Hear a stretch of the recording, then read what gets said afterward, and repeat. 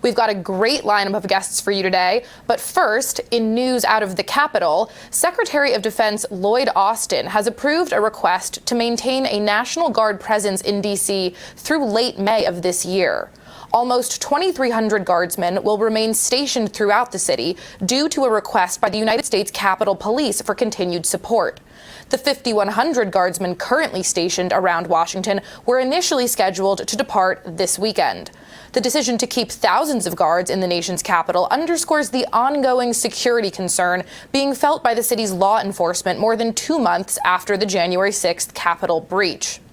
Initially, the extended deployment of the Guard was met with resistance by some governors who were reluctant or flatly refused to commit their troops to more time in D.C., though now it seems that governors from enough states were willing to provide troops for the assignment to move forward as planned. Some reports even indicate that a number of National Guardsmen could remain in Washington through the fall. Meanwhile, inside the walls of the Capitol, House Minority Leader Kevin McCarthy announced yesterday that he will travel to Texas on Monday with a group of about a dozen Republican members to assess the crisis on the southern border. Republicans have been exerting increased pressure on the Biden administration to address the flow of illegal immigrants, especially unaccompanied migrant children, at the United States-Mexican border. Republican lawmakers and law enforcement officials in border communities have begun publicly discussing the deterioration of security at the border weeks after President Biden rolled back a number of Trump-era immigration restrictions. Last Saturday, a group of Biden administration officials led by Secretary of Homeland Security Alejandro Mayorkas and including domestic policy advisor Susan Rice visited the border. According to the White House, the group discussed the capacity needs of migrant settlement camps as the border sees an uptick in crossings. Here now to discuss these issues and more, we have New York Congresswoman Nicole Malliotakis. Nicole, welcome to the program. Great to be with you. Thank you for having me. Thank you so much. So, Congresswoman, you just started your first term in the United States Congress. Can you break down a little bit for us how the past few months have been? I mean, it's been an eventful inauguration for you. Well, it certainly has been, and certainly with COVID, it has made it difficult to meet your fellow colleagues and actually build relationships. We're not supposed to be in the chamber at the same time. A lot of the committee meetings are virtual, and so it's been a challenging start, and certainly there's been a lot of polarization as well. What I find most shocking, I believe, in these first couple of months is the process by which legislation is debated, or lack of the debate. When we debated the COVID relief bill, I was shocked to learn that our entire conference was only given a half an hour to debate a 600-page bill that spends $1.9 trillion of the taxpayer money.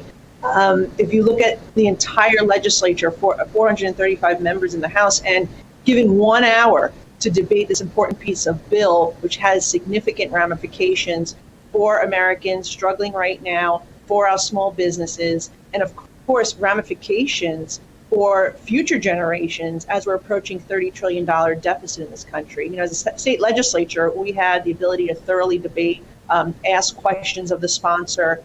That is not the case here. There is no transparency. And to have these votes take place at 2 o'clock in the morning when the media is gone, when people are sleeping across the country, I think is a bad thing. And I believe that that democracy dies in darkness. And that's exactly what we saw happen with this process of this COVID relief package. So you're speaking a little bit about the extremely polarized nature of Congress right now. Have you been introducing any legislation? Yeah, so I introduced a couple of bills so far. My very first bill was a bill specific to Staten Island and Brooklyn and relating to tolling issues. My community suffers from high tolls, and this would provide relief to those toll by ensuring that extra money received by a certain change in the Verrazano Bridge tolling will go back to the toll payers. But I also introduced a very important piece of legislation that supports our law enforcement. Mm-hmm. You know, New York City is suffering right now, as other cities across the country, by movements to either defund the police. In New York's case, they cut $1 billion from the NYPD budget. And that piece of legislation would actually serve as it seeks to deter these local municipalities from cutting their budgets and holds those cities responsible should they move forward with doing so.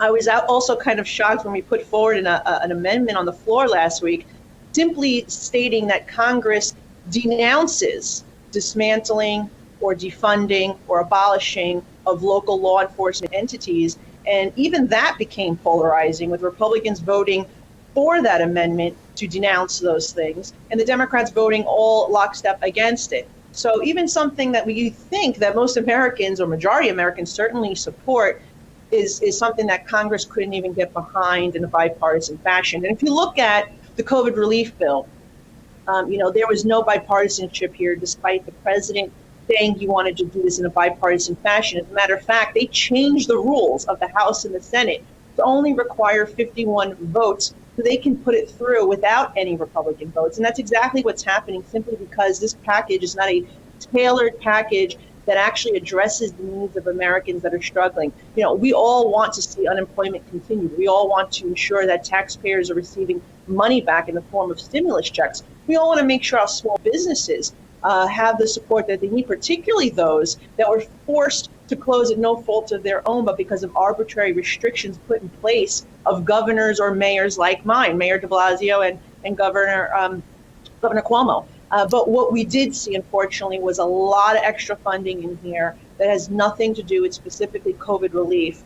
You look at stimulus checks going to convicted murderers, yet a family or a single individual who earns $80,000 will get nothing. Somebody who's hardworking, law-abiding, follows the rules, they'll get nothing. But somebody who's sitting in jail will get something. And in some cases, non-citizens will be receiving stimulus checks as well. But really, it's the extra money that was unnecessary. Billions of dollars going overseas. Global health fund for AIDS and malaria might be a good cause, but certainly should not be in the COVID package. And taxpayers of the United States should be picking up 88% of that expenditure. And I think that is a major thing here. And to just show how bloated it is, less than 1% actually goes to vaccine production and distribution, which, if you ask any leader, local or national, Democrat or Republican, that is the number one priority right now, to return our country to a sense of normalcy, to really truly reopen fully and get Americans back to work. And the other thing is, they're just pumping money where, like, for example, $1 trillion is left unspent from the previous packages.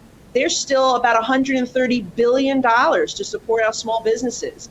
There's already been $64 billion allocated to reopen schools. The CDC said only $25 billion was needed to reopen schools safely across America. And so the money's been there, but the schools are still closed, and they want to allocate another $130 billion under the guise of reopening schools. And so that is the problem the Republicans have with this legislation.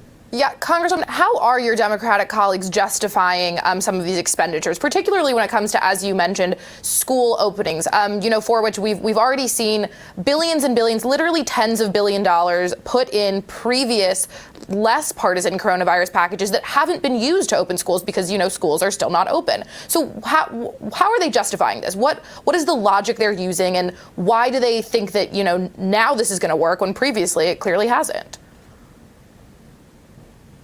Well, I think that they're hoping that Americans aren't paying attention, which is why they brought this bill to vote at 2 a.m., why Speaker Pelosi shut down the debate. They want to point to a poll from a month ago saying that Americans support COVID relief. We all support COVID relief, but it's the details of what's in this legislation which they're trying to keep under wraps. They don't want Americans to know what's in it. Why we've been making the case that the $64 billion is more than enough.